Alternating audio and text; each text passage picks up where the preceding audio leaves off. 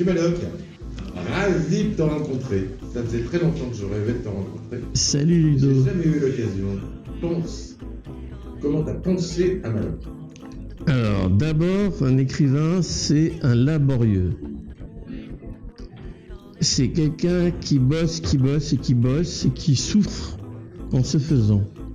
Et donc, si tu n'aimes pas écrire, autant choisir tout à fait autre chose. Non seulement pour la récompense, qui, comme on le sait, est rarement au rendez-vous, mais parce que c'est vraiment une démarche pénible et complexe. Alors, ne fantasmons pas sur l'écrivain en plein vent qui est inspiré par des muses. En amont, comme tu le disais, il y a une mise en scène très importante. Parce que j'aime à ce que mes bouquins aient au moins 3 niveaux. Il y a un niveau narratif, parce que je pense qu'il y a une certaine noblesse à se donner l'obligation de raconter quelque chose, en ayant le devoir de passionner son lecteur. Deuxièmement, faire œuvre d'écriture. C'est-à-dire d'avoir un style propre, que l'on a construit en écrivant, en se relisant, en respectant ses propres métaphores obsédantes, en se nourrissant de ce qu'on écrivait, en se nourrissant aussi de ce qu'on lit. Mais il faut qu'à un moment donné apparaisse un style, un son, une musique qui t'est personnelle, une façon d'écrire qui est unique, qui fait que quelqu'un qui lit une demi-page ou 4 phrases de toi veut dire c'est Maloc. Or, ça, c'est perdu. Ça a été remplacé par le langage à l'américaine, l'écriture à l'américaine, fonctionnelle, avec les phrases courtes, etc., dont on fait d'ailleurs l'apologie. Ce qui est extraordinaire, c'est qu'on fait l'apologie de la pauvreté de la langue.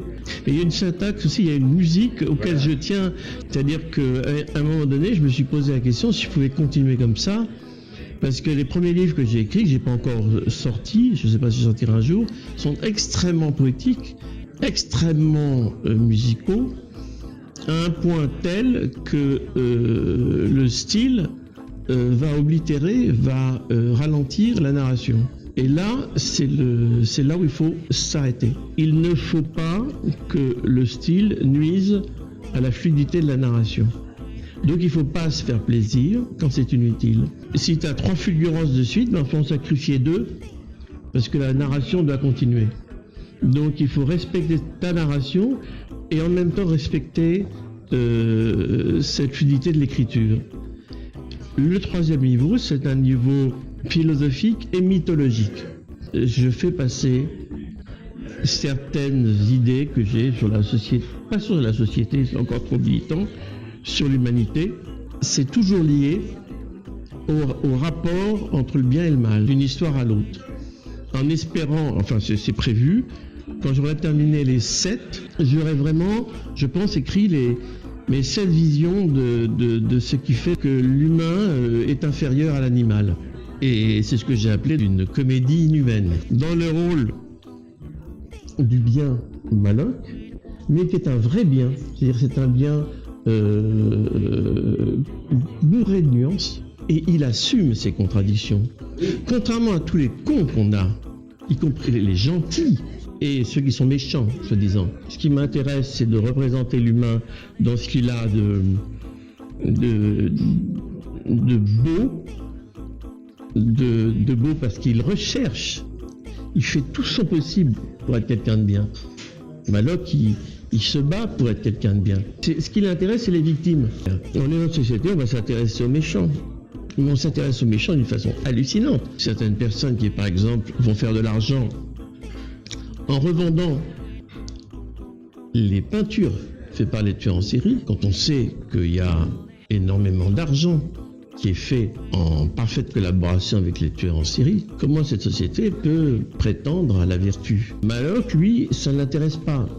Ni l'enculé de méchant, il veut simplement le prendre et le mettre hors de service, ni la fond morale derrière ça. Il veut éviter qu'il y ait plus de victimes, il a tous les moyens, c'est son job, il faut qu'il le fasse. Lui, ça ne l'intéresse pas, la tolérance. C'est un professionnel, il prend une équipe de professionnels et son job, c'est d'arrêter le méchant pour éviter qu'il y ait des victimes. Le reste, il s'en fout. Alors l'autre raison pour faire un vilain et lui créer toute une idéologie, c'est une raison esthétique. C'est que j'ai envie d'écrire. Et quand tu as envie d'écrire, tu vas pas là où tu n'as pas envie d'aller. Tu vas te faire chier, excusez-moi l'expression, pendant 3 ans dans un livre. Autant choisir les lieux, autant choisir les concepts, autant choisir les acteurs. Avant Les Hirondelles, j'ai réfléchi, tiens, mais où est-ce que ça peut se passer? Et puis j'avais envie d'aller à Saint-Domingue. Donc j'ai dit, bon, ça va se passer à Saint-Domingue. Je suis parti à Saint-Domingue avec ma femme et mes fils. Et puis je me suis baladé dans le village avec un traducteur pour essayer de trouver tous les faits, parce que là-bas c'est très difficile. Il n'y a pas du tout des livres historiques sur ce qui s'est passé. Et pourquoi? Parce que j'avais envie de raconter ça, j'avais envie d'être là. Tant qu'à faire, on ne va pas partir dans un délire où on n'a pas envie d'aller. Quand on voit le nombre de livres, polars notamment, et où c'est la même narration, le même coup de banque, la même arrestation, le même kidnapping, qu'est-ce qui fait qu'au départ, tu as envie de recommencer à raconter la même histoire?